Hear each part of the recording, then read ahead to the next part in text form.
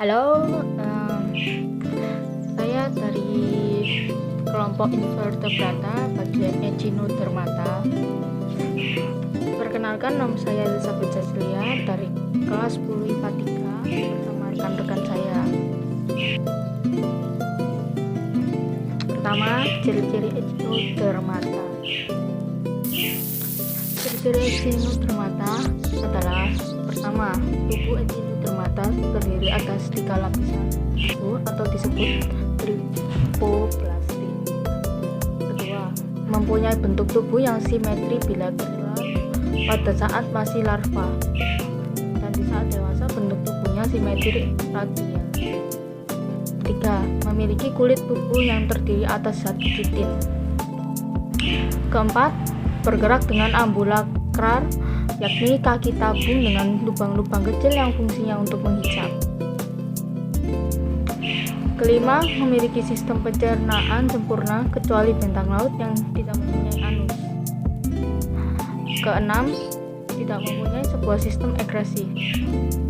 Ketujuh, berkembangbiakan secara seksual. Kedelapan, pada permukaan tubuh terdiri atas tonjolan-tonjolan yang menyerupai duri. Kesembilan, terakhir, memiliki sebuah sistem tabung jaringan hidrolik. Klasifikasi Echinodermata.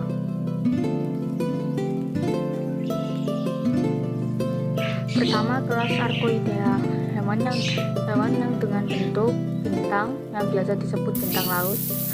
Archoidea sering ditemukan di Laut Panatil. Archoidea merupakan spesies terbanyak dari kelas filum Echinodermata, yakni terdapat 1.600 spesies. Archoidea memiliki bagian tubuh oral atau bagian tubuh dengan mulut, dan bagian arboreal, bagian tubuh dengan anus. Kelas yang memiliki sistem ambulakrar terdiri atas pembuluh darah air atau jaringan hidrolik yang membentuk kaki atau lengan. Bagian kaki atau lengan memiliki fungsi sebagai alat gerak untuk menempelkan dan untuk menemukan makanan. Pada ujung kaki terdapat bintik mata yang mampu membedakan terang dan gelap. Bintang laut memiliki duri yang tumpul dan pendek. Di sekeliling duri terdapat duri kecil yang dinamakan pedicularia yang berfungsi untuk menangkap makanan dan melindungi tubuh dari kotoran. Pada bagian dekat anus terdapat lubang air disebut madreporid. Archoidea memiliki saluran cincin yang berada di pusat tubuh serta saluran radial yang merupakan cabang saluran cincin di bagian lengan. Kedua, kelas Echinodea. Echinodea ini merupakan kelas Echinodermata yang tubuhnya dipenuhi mirip duri. Bulu babi atau landak laut merupakan salah satu dari kelas Echinodea. Bentuk tubuh dari Echinodea ialah agak bulat dan tidak memiliki lengan, tetapi terdapat duri dengan jumlahnya banyak. Terdapat dari yang pendek dan panjang. Duri Echinodea memiliki bentuk zat kapsul. Tubuh Echinodea memiliki otot dengan fungsi untuk memutar duri tersebut sehingga dapat bergerak. Mulut hewan ini memiliki struktur yang menyerupai rahang, membantu dalam memakan mangsa. Ketiga, kelas Crinoidea. Crinoidea memiliki bentuk tubuh yang mirip dengan bunga atau tumbuhan. Crinoidea adalah anggota filum Echinodermata yang spesies paling sedikit, yakni terdapat 550 spesies, dan kelompok paling primitif dari filum Echinodermata. Hewan yang hidup di pantai hingga kedalaman laut 3.500 meter di bawah permukaan laut. Tubuh yang tidak memiliki duri, dan jika memiliki tangkai disebut lilia laut, atau jika bertangkai yang akan menempel pada dasar laut dengan sirip, yaitu bagian ujung tangkai memiliki zat tanduk. Sedangkan yang tidak memiliki tangkai disebut dengan bintang laut berbulu. Di bagian dasar tubuh atau calyx, jenis yang terdapat sisi oral atau mulut dan sisi anus, sedangkan di bagian lengannya berjumlah banyak yang mengelilingi bagian calyx tersebut. Umumnya jumlah lengan Crinoidea ialah kelipatan 5 dan memiliki cabang yang disebut dengan pinula. Di sisi oral terdapat celah yang bersilia disebut dengan celah ambulakral. Celah tersebut berfungsi dalam menangkap makanan berupa cairan zooplankton atau partikel yang lainnya yang tersebar di laut. Keempat, kelas Ophiuroidea. Kelas Ophiuroidea merupakan kelas berbentuk yang menyerupai bintang laut, tetapi tidak memiliki lengan yang lebih panjang dan lebih kurus, dan cakram pusat tubuh yang lebih jelas. Jika kaki digerakkan, maka pergerakannya mirip dengan ular, sehingga kelas Ophiuroidea disebut dengan bintang mengular. Kaki tabungannya ini tidak memiliki penyedot dan bergerak dengan mencabutkan kakinya, sehingga kakinya lebih mudah patah. Pada kaki atau lengan berfungsi menangkap mangsanya kemudian memasukkannya ke dalam laut. Sebagian jenis dari pemangkat cacing, moluska, spens, atau bangkai. Hewan ini tidak memiliki anus dan umumnya hidup di sela bebatuan. Kelima, yang terakhir, kelas Holoturoidea. Holoturoidea merupakan hewan yang bentuk tubuh bulat memanjang dari permukaan oral ke permukaan aboral. Tubuhnya terlihat seperti bentuk buah timun sehingga sering disebut dengan timun laut. Tetapi konsistensi tubuhnya sedikit berbeda dengan kelas lain dan memiliki tubuh halus dan lunak serta tergolong memiliki bagian-bagian tubuh yang berkelipatan 5 dengan sistem ambulakral. Timun laut memiliki tentakel di bagian oral yang memiliki jumlah 10-30 buah. Tubuhnya terdapat kaki ambulakral yang dengan fungsi bergerak dan bernafas. Pergerakan dilakukan dengan kontraksi otot tubuhnya. Jenis hewan ini ialah hermafrodit, 2 alat kelamin dalam satu tubuh. Namun ada juga gynocoris, 1 kelamin 1 individu. Tumbuhan fertilisasi di air laut kemudian berkembang menjadi larva auricularia. Makannya ialah plankton atau zat organik dalam laut. Dia melindungi diri mangsanya dengan memuntahkan organ dalam tubuhnya, sehingga mangsanya akan memakan organ itu. Selanjutnya mentimun laut berbentuk kembali organ yang dimuntahkan tadi. Keuntungan dan kerugian dari invertebrata.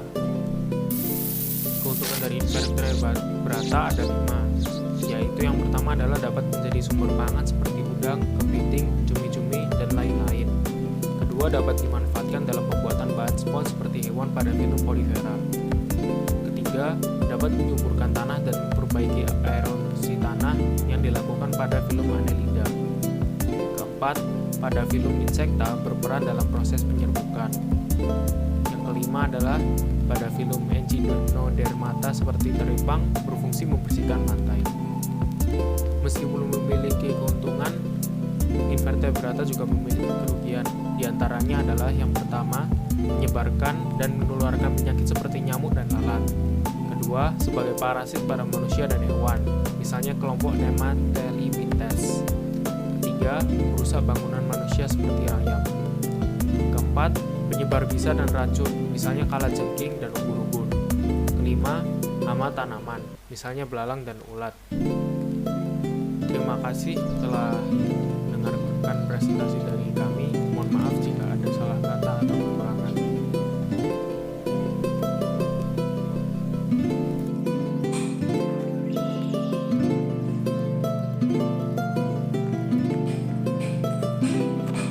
Reproduksi Echinodermata. Reproduksi Echinodermata. Secara umum, hewan melakukan reproduksi dengan salah satu dari 2 cara, yaitu beranak atau bertelur. Tapi, Echinodermata memiliki cara lain yang lebih kompleks.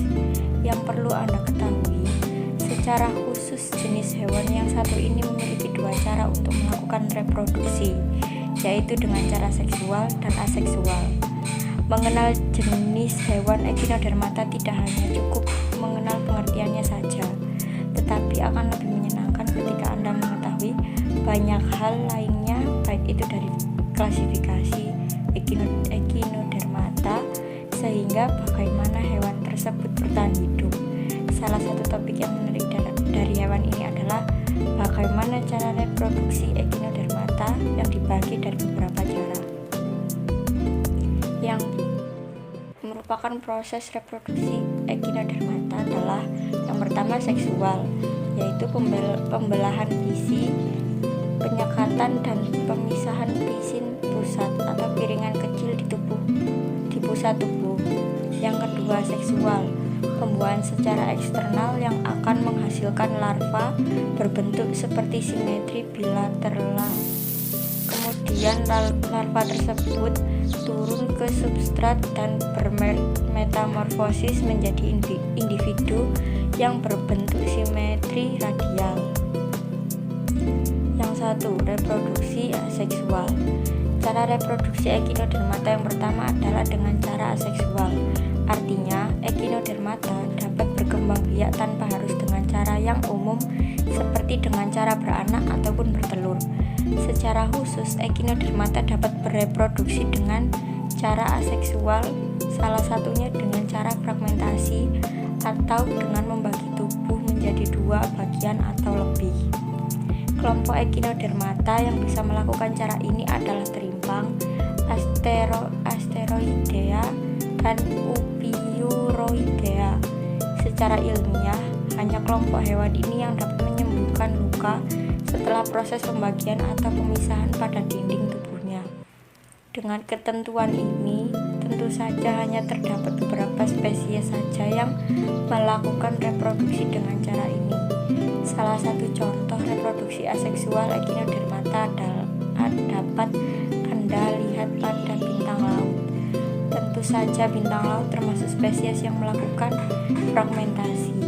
Nah, ternyata ketika bintang laut Anda potong-potong kemudian dikembalikan ke habitatnya, yang terjadi adalah jumlah bintang laut akan bertambah sesuai jumlah potongan yang Anda lakukan. Menakjubkan sekali bukan? Hal tersebut tentu saja dikarenakan bintang laut termasuk salah satu Echinodermata yang memiliki kemampuan yang baik dalam menumbuhkan kembali bagian tubuh yang hilang, tetapi dengan satu syarat, yaitu selama bagian tubuh yang terputus atau disebut masih terhubung dengan lengannya. 2. Reproduksi seksual.